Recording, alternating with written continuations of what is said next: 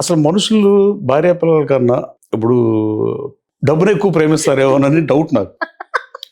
అంటే తెలుసు కదా తెలియకుండా. మీ ఇద్దరి మధ్యలో ఇలాంటి డిస్కషన్స్ కూడా జరుగుతుంటాయి. That's so nice. ఉండేవి ఇప్పుడు కాదు. ఉండేవి, ఇప్పుడు టైం లేదు.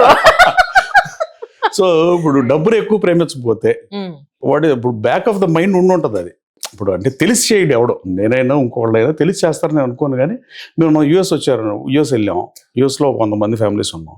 100 మందిలో 90 మంది బఫెట్కే వెళ్తారు. మార్నింగ్ $9 $10, ఇప్పుడు 15 అయింది. అప్పుడు $9 $10 బఫెట్ ఉండేది, దానికే వెళ్తారు. ఈవినింగ్ వెళ్తే $50 అవుతాయి అని తీసుకెళ్ళాడు. కనీసం మనం తీసుకెళ్తే ఫ్రెండ్స్ని కాదు, చుట్టాలను కాదు, అతని భార్య పిల్లలను కూడా అతను తీసుకెళ్ళలేదంటే దాని అర్థం డబ్బులు సేవ్ చేద్దామనే కదా.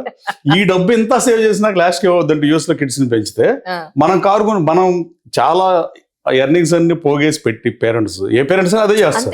That's a tradition came back from long so many years. ఎవరికాడు వాళ్ళ పిల్లల కోసం బతకడంతోనే లైఫ్ సాక్రిఫైస్ అయిపోయినాయి ఈ దేశంలో.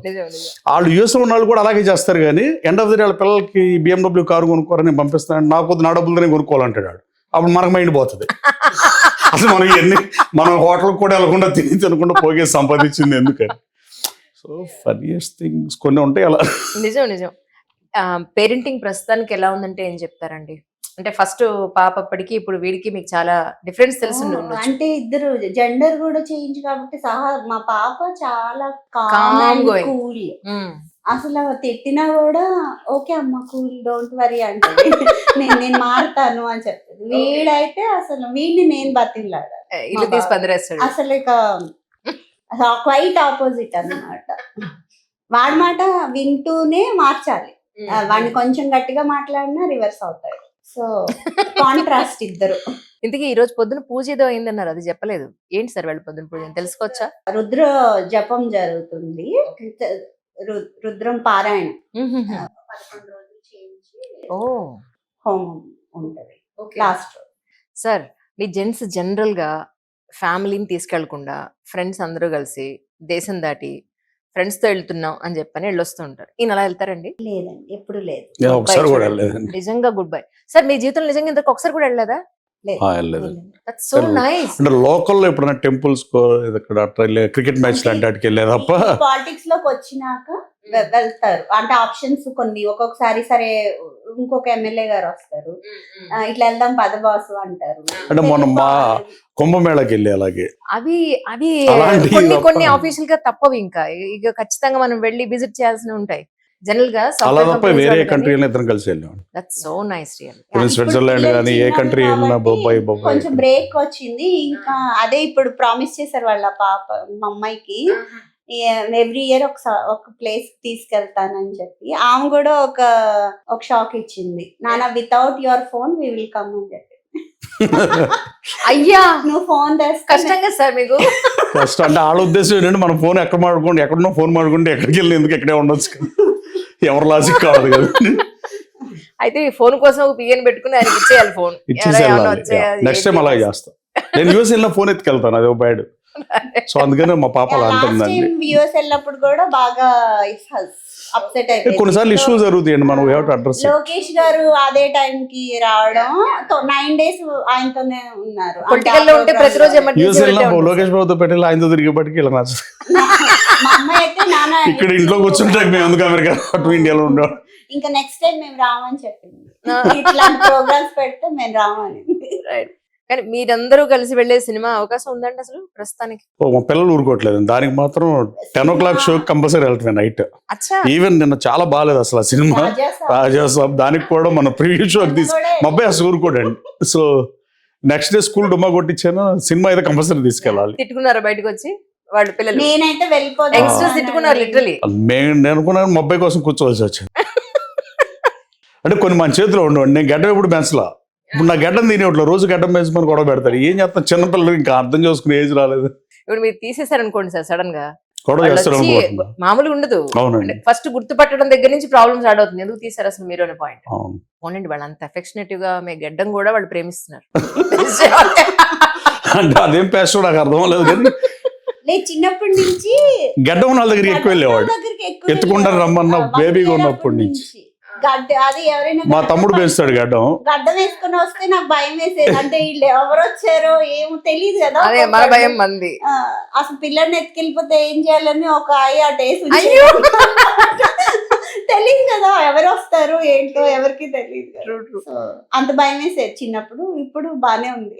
సార్కి వెజిటేరియన్ ఎక్కువ ఇష్టం అండి, నాన్ వెజిటేరియన్ ఎక్కువ ఇష్టం? నాన్ వెజ్ ఇష్టం అండి. అవునా, మీకు? నాకు కూడా నాన్ వెజ్ ఇష్టం. ఓహో, నాన్ వెజ్ ప్రియులు ఇద్దరు అయితే.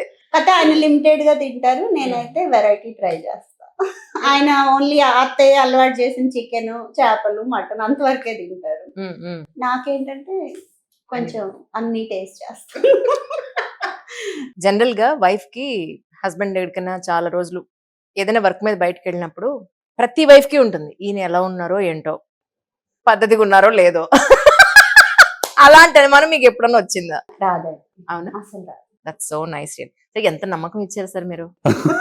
ఆయన అసలు వర్క్ మీద మమ్మల్ని వదిలేసి ఎప్పుడు 90% వెళ్ళలేదు. 1 or 2 days మాక్సిమం. వెళ్ళినా ఆయనే మాతో ఎక్కువ టచ్ లో ఉంటారు. ఏ పిల్లలు ఏం చేస్తున్నారు, ఏం చేస్తారు. చూడండి ఎంత గుడ్ బాయ్. రాముడు మంచి బాలుడు. ఆయన చూసి మీరు నేర్చుకోవాలి. రాజకీయాలు ఏముంది, రాజకీయాలు అది ఒక ప్రొఫెషన్ లాంటిది. Personal life is more important than professional life అని నేను అనుకుంటాను sir most of the times. మీరేమనుకుంటున్నారంటే ఏం చెప్తారు? రాజకీయాలు కూడా కొంచెం మార్పు రావాలండి. 5 days వీక్ చేసేటట్టు ఏదో పెట్టాలి. లేకపోతే కదా నిజం. సార్తో మాట్లాడి చెప్పాలి ఒకసారి అట్లీస్ట్. అంటే మేము చెప్పలేం కానీ ఎమ్మెల్యేల వైఫ్లు చెబితే బాగుంటుంది. అదే అందరూ ఎమ్మెల్యేల వైఫ్లు అడిగితే. That's so nice. అదే ఆంధ్రప్రదేశ్ లో మళ్ళీ కంటిన్యూస్ గా ఈ కపుల్ ఇంటర్వ్యూస్ చేసి అందరిది ఒక అభిప్రాయం తీసుకుని పేపర్ మీద సంతకాలు తీసుకుని చంద్రబాబు నాయుడు గారికి ఇచ్చేద్దాం. వారానికి 5 రోజులే పనిచేయాలి. సాటర్డే సండే హాలిడే ఇవ్వండి ఫ్యామిలీతో ఉండడానికి.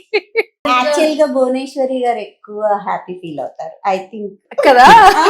ఆవిడ ఇప్పుడు ఒక కాన్స్టిట్యున్సీకి మాకు ఇలా ఉంటే, ఆవిడ మొత్తం స్టేట్ అంత మందిని ఆయన అసలు ఆల్మోస్ట్ దొరకదు నాకు తెలిసి. అది మొన్న ఏదో ఇంటర్వ్యూలో చూసాను, పుష్కర్ కాలం అయింది ఇద్దరం కలిసి కాఫీ తాగి అంటాం విన్నా. So I felt so bad. అసలు మాకు 1.5 year 2 years కే ఇట్లా ఉంటే పాపం ఆవిడ ఎంత అంటే, అది బయటికి సీఎం గారి వైఫ్ అట్లా ఉంటది కానీ పెయిన్ తెలిసిన వాళ్ళకే అర్థం అవుతుంది. నిజం నిజం. ఆవిడ ఎంత పెయిన్ ఫీల్ అయి ఉంటారో పాపం అని అనిపిస్తా ఉంటది అనమాట. కానీ sir political journey so tough. Rest ఉండదు, తిండి ఉండదు టైంకి. ఎందుకంటే ఇవన్నీ టైంకి ఉండాల్సినవే. నిద్ర టైంకి ఉండాల్సిందే, ఫుడ్ టైంకి ఉండాల్సిందే. కనీసం మీ ఎక్సర్సైజ్ మీరు చేసుకునే అవకాశం ఉంటుందంటే అది కూడా అండ్ ఫ్యామిలీతో ఉండే టైం. ఫంక్షన్ ఉంటుంది, ఎవరో చనిపోయారని కాల్ వస్తుంది. సో ఇప్పుడు యోగా చేద్దాం అనుకుంటే యోగా టీచర్ వచ్చినా కూడా మనం మానేసి వెళ్ళిపోవాల్సి వస్తుంది. సో నాట్ ప్లాన్డ్ యూనో, అంటే ఏది ప్లాన్ ప్రకారం ఉండదండి. అదొకటి ఇట్స్ సో మెంటల్ స్ట్రెస్ కదా సార్. ఒక చోట చావు ఉంటుంది, ఒక చోట పెళ్లి ఉంటుంది, ఇంకో చోట ఇంకేదో ఉంటుంది. ప్రజలతో మాట్లాడడం, మీరెంత బాధలో ఉన్నా వాళ్ళతో చాలా ప్రశాంతంగా మాట్లాడడం అనేది ఇట్ ఈస్ సో టఫ్ అనిపిస్తుంది నాకైతే. అంటే టఫ్ టాస్క్, టఫ్ టాస్క్ అండి. కానీ ప్రాబ్లం ఏంటంటే ప్రజల సమస్యలు మనం తీరుద్దాం మనం వచ్చాం. సో మన సమస్య వాళ్ళకి చెప్పాం అనుకోండి, మన నాయకుడు గారికి నచ్చం. So we have to bear it.